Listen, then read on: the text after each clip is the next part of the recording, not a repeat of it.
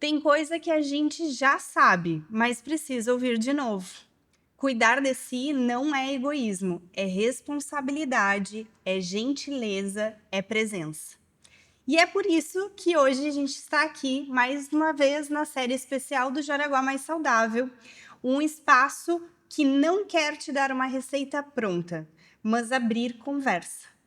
Uma conversa real com pessoas de verdade que vivem a saúde, não só nos livros, mas na prática, no cotidiano.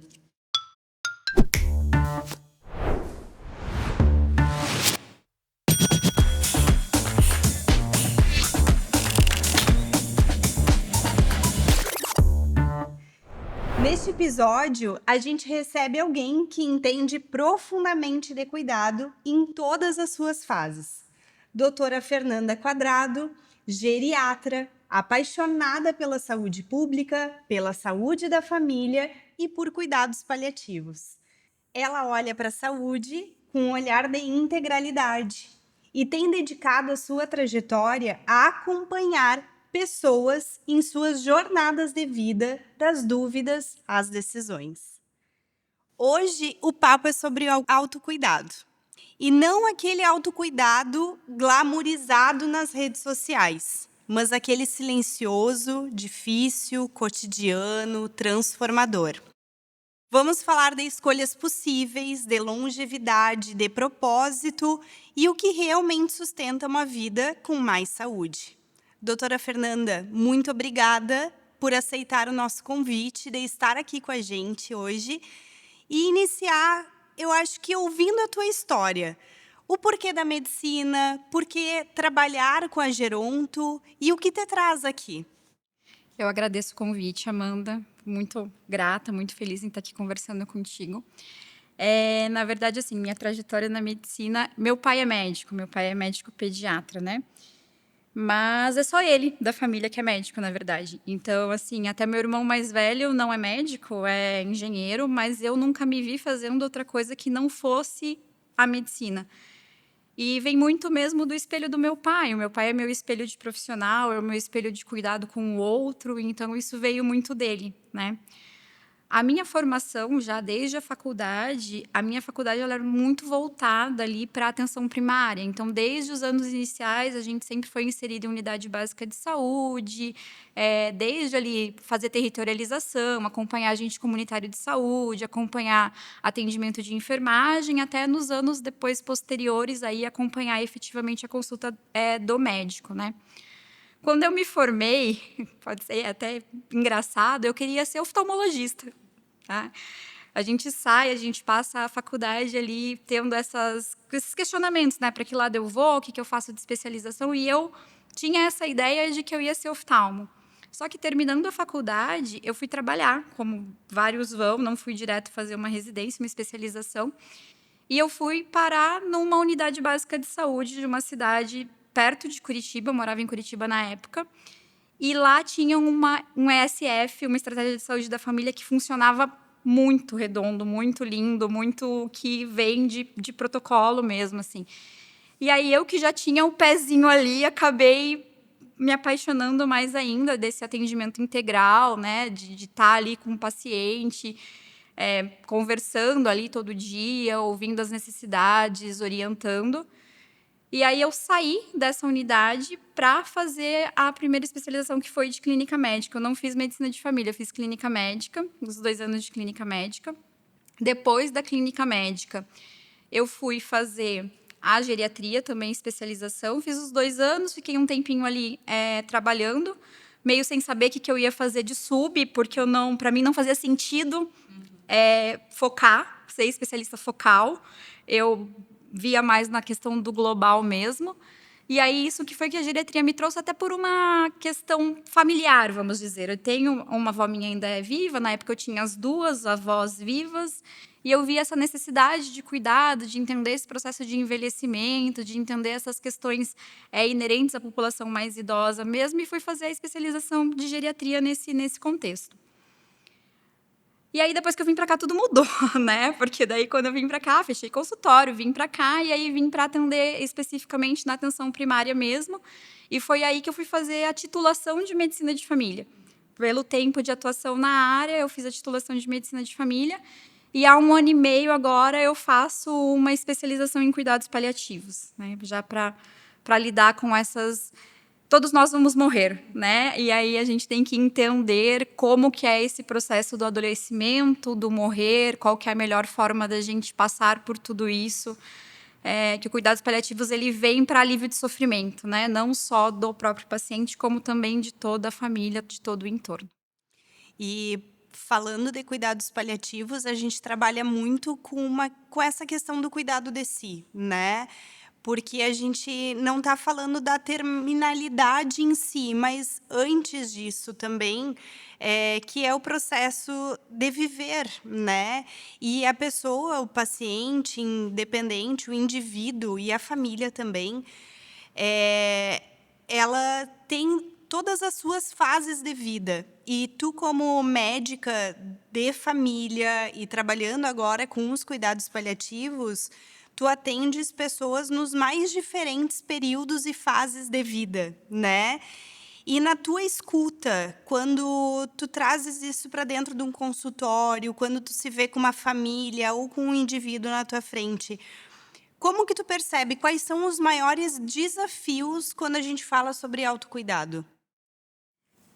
A gente conseguir olhar para a gente, né? É o olhar para si, eu acredito. A gente vive numa loucura e numa correria e num mundo automatizado e de rede social que a gente acaba fazendo muito o que a gente precisa fazer. Eu preciso, claro, a gente precisa trabalhar, a gente precisa pagar nossas contas, a gente precisa, mas a gente vive tanto nesse automático de preciso fazer isso, preciso fazer aquilo, que a gente acaba não olhando para a gente e, às vezes, até aquela palavra do egoísmo que tu disse no começo da sua fala, isso é algo que, às vezes, o autocuidado ele é visto, às vezes, pelo próprio indivíduo como egoísmo, né? Eu não posso ter esse tempo para cuidar de mim, porque se eu tiver esse tempo para cuidar de mim, eu não vou estar fazendo outra coisa.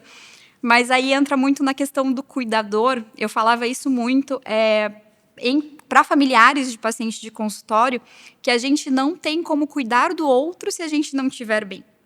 Então, vai muito naquela frase clichê que o pessoal fala, que eu só dou para o outro aquilo que eu tenho. É isso, se eu não tiver o cuidado comigo, como é que eu vou proporcionar o cuidado para o outro? Né? Exatamente. E esse cuidado de si é muito difícil ver ele na prática, ele acontecendo, né? E muitas vezes a gente pode olhar para nós mesmos quando a gente entende as teorias e muitas vezes a gente precisa ser chamado por nós para o nosso cuidado de si. Ei, peraí, vamos aplicar na teoria, na prática, tudo aquilo que a gente está lendo na teoria. O nosso cuidado cotidiano é um lembrete. Quando a gente passa isso para os indivíduos, né? Quando tu trabalha muito com hipertensão, diabetes, obesidade, independente, né, da cronicidade de algumas doenças, e tu traz esse lembrete do cuidado de si. Como que tu coloca isso para eles, explicando a importância desse processo? Que é o olhar para si mesmo. A gente não se conhece. A gente está num processo que a gente não conhece a nós mesmos. A gente já hoje não sabe. Se a gente perguntar qual que é a sua cor preferida, às vezes a gente para e pensa, qual que é a minha cor preferida? Qual que é seu filme preferido? Mas qual que é meu filme? A gente não tem esse olhar para a gente. E o autocuidado, ele parte disso, do autoconhecimento, né? Da gente entender quem é a gente, quem eu sou, quem é a Fernanda, quem é a Amanda, do que a Amanda gosta, o que deixa a Amanda feliz. E a gente entrou numa loucura que a gente não tem esse olhar para a gente.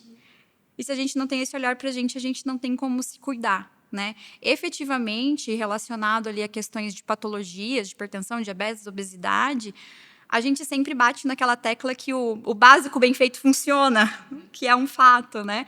Então, ali a questão da atividade física, a questão do cuidado alimentar, que são coisas que é só você se olhar que tu consegue. A gente sabe, como tu mesma disse, a gente sabe o que precisa ser feito.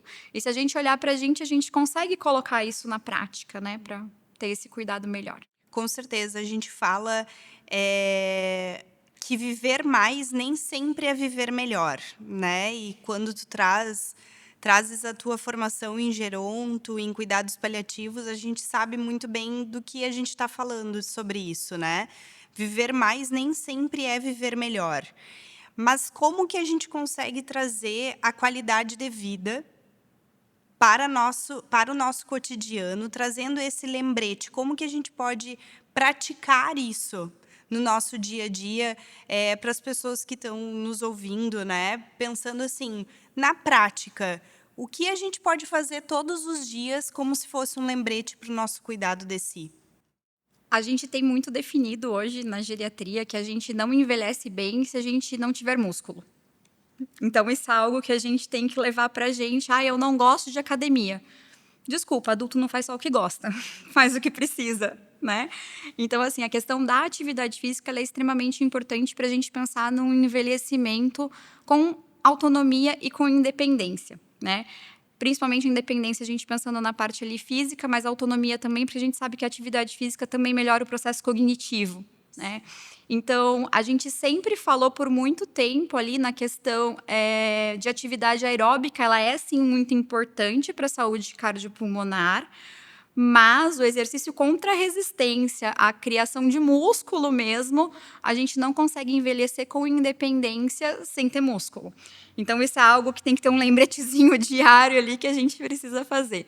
E olhar para a gente, né, Amanda? A gente volta a bater na tecla do a gente olhar para a gente se conhecer. Processos terapêuticos mesmo, sabe? Psicoterapia, musicoterapia, seja lá a terapia que for, para a gente entender quem é a gente, para a gente poder lidar com esse ser da forma como é mais agradável para a gente. E aí vem outro lembrete, cada um é um, né? Cada indivíduo é um. Então, às vezes, o que é bom para a Fernanda, no sentido, a Fernanda não vai levar a vida que a Amanda quer que a Fernanda leve, entende? E isso a gente tem muito no processo do envelhecer, principalmente nos pacientes que já não têm autonomia, porque às vezes o cuidador quer que o idoso leve a vida que o cuidador acha que é a vida que é boa para ele. E não necessariamente, cada indivíduo tem o seu eu, tem aquilo que é bom para si, tem aquilo que é a sua autonomia, né? Exatamente. Falando do exercício físico, eu acho que tu trouxe algo muito importante, né? Que é a atividade física como um elemento, um pilar fundamental para o envelhecimento. E principalmente a questão da musculatura, né? Sendo bem específica a importância da qualidade muscular das pessoas para que elas tenham essa autonomia de levantar de uma cadeira, de pegar o seu neto, até porque a gente está aqui para falar para as pessoas para viverem mais e melhor, né? O envelhecimento ativo. E a gente tem uma teoria, muitas pessoas têm uma teoria que fazer academia é caro e que ter qualidade de vida é cara, comer bem é caro, mas, na verdade, a gente pode fazer um lembrete ao contrário, que a gente está falando daquilo que é de verdade e aquilo que a gente faz, que a gente pode fazer cotidianamente e que não é caro. Pode falar um pouquinho mais sobre isso? Acho que ainda mais na cidade que a gente está, com vários parques, com várias academias ao ar livre, às vezes tu não precisa nem de pagar uma academia para fazer esse exercício contra a resistência, né? A gente tem também alguns exercícios que a gente consegue fazer em casa, com pesos de açúcar, com pesos de pacotes de feijão. A gente tem como fazer isso, adaptar também para ser feito num ambiente em casa, para não ter esse custo com a academia. Claro que o profissional de educação física ele é muito importante, sim, nesse processo. Então, tendo a possibilidade de é legal, com certeza. Referente à alimentação, a gente começa a pensar em questão cara se a gente começa a querer, brincando aqui, gourmetizar as coisas, né? Se a gente começa a pensar em super suplementos, em colocar algum tipo de vitamina. Em alguns casos específicos é necessário, com certeza, mas na maioria não. Na maioria é só a alimentação mesmo, aquela que os nossos avós tinham, né? Que eles não tinham acesso aos ultraprocessados, aos alimentos com muita adição de açúcar, muita adição de sódio. Volto a uma frase também clichê, que é o mais descascar e menos desembalar, né? Mas é isso, é o mais descascar e menos desembalar.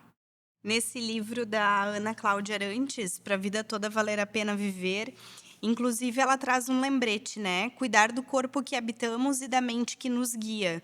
E ela fala: o aprendizado é uma chuva de rejuvenescimento para o cérebro. E ela traz um dos elementos fundamentais, que também é um dos pilares do Jaraguá Mais Saudável, que é o comer, que é exatamente isso, como tu estás traduzindo aqui para gente, né? Vigiar o que vai no prato. A gente, às vezes, esquece de uma boa alimentação, da importância de um arroz, feijão, os legumes variados, uma proteína, né? Se a pessoa é vegetariana, enfim, mas ter essas substâncias que fazem com que esse alimento ele vire um outro clichê que a gente fala muito: o alimento é o nosso remédio, né? Quando tu trabalhas muitas vezes com idosos nos teus consultórios, no teu dia a dia, né? Traduzir esse processo para eles.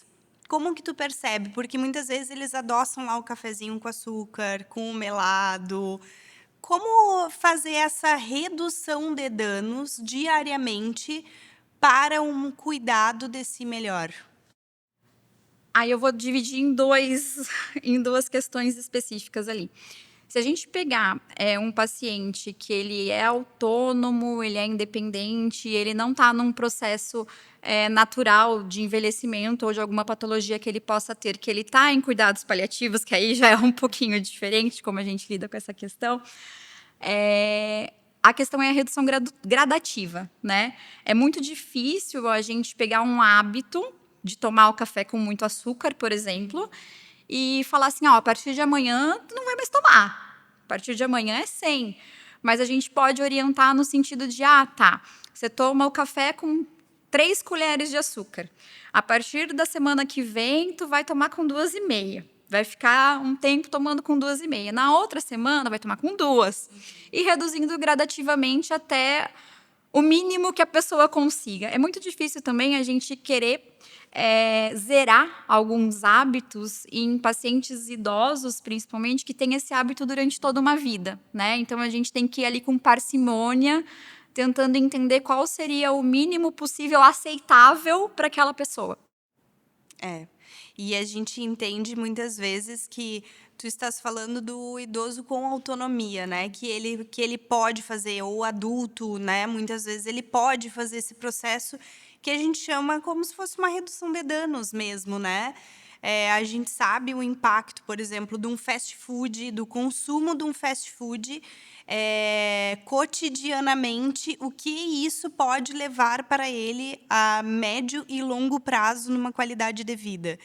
E fazer essa redução de danos ao invés de eu como todos os dias, começar a comer só no sábado, daqui a pouco uma vez por mês, daqui a pouco, quando a pessoa vai comer um fast food, ela já vai se sentir mal, porque aquilo já não faz parte, né, do corpo dela, do processo do organismo dela. A gente fala como se fosse um processo de limpeza, inclusive, do corpo, do organismo, né? Que a gente acostuma, né? A verdade é que a gente acostuma. A gente acostuma com o açúcar, a gente acostuma com o sódio, a gente acostuma com o fast food. É prático, não vamos negar a praticidade, né? Para a gente pensar numa refeição que seria uma refeição, entre várias aspas, aí, ideal. Existe um tempo de preparação, existe um tempo que tem que ser despendido nisso, que o fast food já traz essa facilidade, a gente acaba se levando por essa facilidade, né? Mas é bem isso, Amanda. A questão é redução de danos. Eu como todo dia, então, pera lá. Vou comer 2 vezes na semana. Estou comendo 2 vezes na semana, vou comer uma. Para ver até onde a gente consegue ir nesse processo de redução ao mínimo possível aceitável para aquela pessoa. Então, aqui a gente já fez um lembrete da atividade física, da importância disso, que pode ser feito nos parques públicos, nas academias ao ar livre. Tem diversas academias, né, que são, inclusive, parceiras do Jaraguá Mais Saudável, que fazem com desconto. A gente tem associações de bairros dentro do município que desenvolvem atividade física para os moradores de alguns bairros.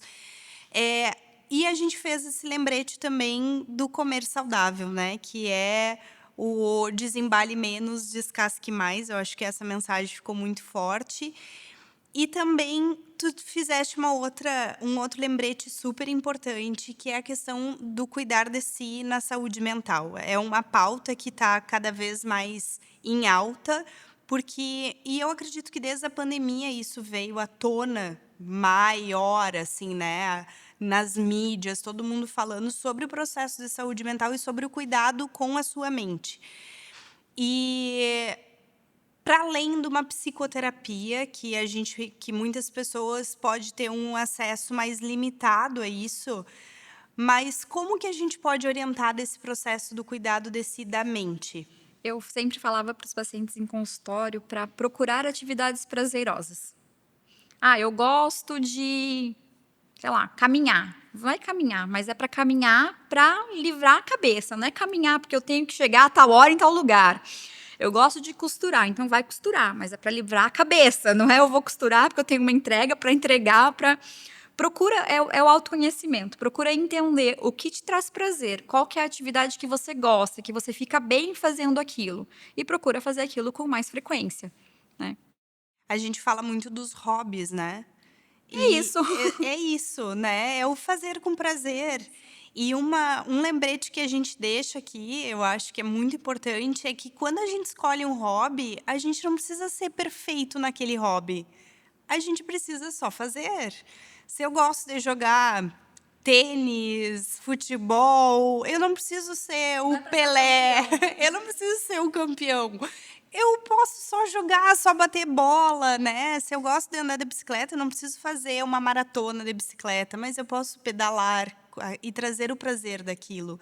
Quero pintar uma tela. Esses dias estava falando com algumas pessoas que, eu quero pintar, mas eu quero fazer um curso, porque eu quero vender. Não, mas aí foge do hobby. Se tu quer fazer isso para vender, tudo certo, mas definir. E eu acho que o hobby traz esse importante, lembrete de que sim, é importante para a gente fugir desse cotidiano do emaranhado da loucura do nosso trabalho, né? E trazer isso como um cuidado. E também das relações, né, doutora Fernanda? Eu acho que tu, como médica de família, atuando na medicina da família, tu percebes muito esse cotidiano da família, né? A importância dessas relações, da amizade, da família, da rede de apoio. Que é algo que as pessoas hoje também já não têm tanto tempo para isso, né? A gente vive esse emaranhado de loucura e de informações também com rede social, né? A gente passa o dia rolando um dedo na tela, vendo coisas de pessoas que não sei quem são, não sei o que fazem, mas é o conteúdo que a gente consome absurdamente. E a questão dessas relações é presença, né? Só que para a gente estar presente, a gente tem que ter tempo. E tempo é uma questão de prioridade. A gente fala, eu não tenho tempo. Não tem tempo é porque não está priorizando. A gente tem tempo para tudo que a gente prioriza, né? Eu brinquei lá no começo, eu falei, depois que eu vim para cá, que minha vida mudou completamente, mas a minha vida mudou completamente. Eu vim para cá justamente para ter tempo para minha filha, né? Então, são escolhas que a gente faz. É.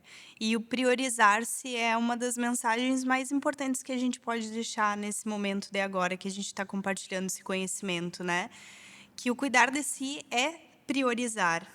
É priorizar o tempo para atividade física, é priorizar o tempo para uma alimentação saudável, é priorizar o tempo com os meus amigos, com a minha família, com as pessoas que estão à minha volta. E também a importância de atentar, se não deu certo hoje, amanhã a gente faz um pouquinho mais, né? E no outro dia um pouquinho mais, porque senão vira também um processo de adoecimento. E também a questão da cobrança, né, Amanda? Porque às vezes tu fala assim, eu acho que eu gosto de andar de bicicleta. E eu começo a andar de bicicleta e eu me cobro porque eu tenho que gostar de bicicleta. Tudo bem se eu não gostasse. Eu achava que eu gostava e eu vejo que eu não gosto. Isso também é um processo de autoconhecimento. E tudo bem mudar a rota. Não tem problema. A gente não precisa focar em algo e falar, não, eu preciso fazer dessa forma. Às vezes não. Isso é muito bom. Mudar não é fácil, né, a gente sabe. Manter essa mudança é ainda mais difícil. A gente sempre fala que, para mudar a rotina, a gente leva um tempo, né. Tem estudos que falam sobre isso, de quanto tempo que eu preciso para realmente mudar um hábito. E tem estudos que falam 21 dias, tem estudos que falam que hábitos, levam mais 3 meses, né, mas o importante é startar, o importante é começar. E como manter o ânimo e a constância do autocuidado mesmo quando a vida aperta? Eu acho que aí é compromisso, né, é compromisso com a gente mesmo. E aí eu volto a repetir uma frase que eu falei anteriormente, que o adulto ele faz o que precisa ser feito, ele não faz só o que ele quer.